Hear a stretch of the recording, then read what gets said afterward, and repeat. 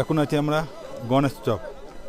গণেশ চক যেখানে মহাদেব নিজের সন্তানকে গণেশকে এখানে ছেড়ে গেছিল অমর কথা শোনানোর জন্য, সঙ্গে পার্বতীকে নিয়ে। একের পর এক আমরা শেষনাগ পার করে আমরা এখন আছি গণেশ টপ।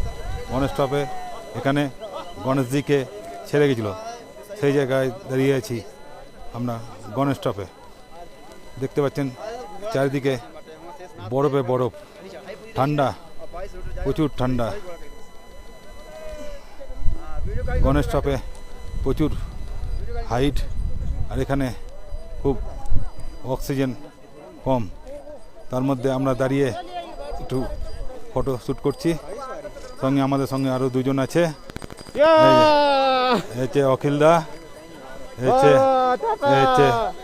অখিলদা, হচ্ছে বীরেন্দা, তিনজন আমরা এখানে সবাই মিলে আছি। আসুন, আপনারা এখানে মজা করুন, করুন মহাদেবের দর্শন করুন। বাবার দর্শন করলে একবার জীবনে কমসে কম আসুন, এসে দেখে যান কোথায় মহাদেব থাকে। মহাদেব কোথায় থাকে দেখে যান, না দেখলে আপনারা বুঝতে পারবেন না কোথায় মহাদেব থাকে। এখনও অনেক কিলোমিটার বাকি আছে মহাদেবের দর্শন করতে।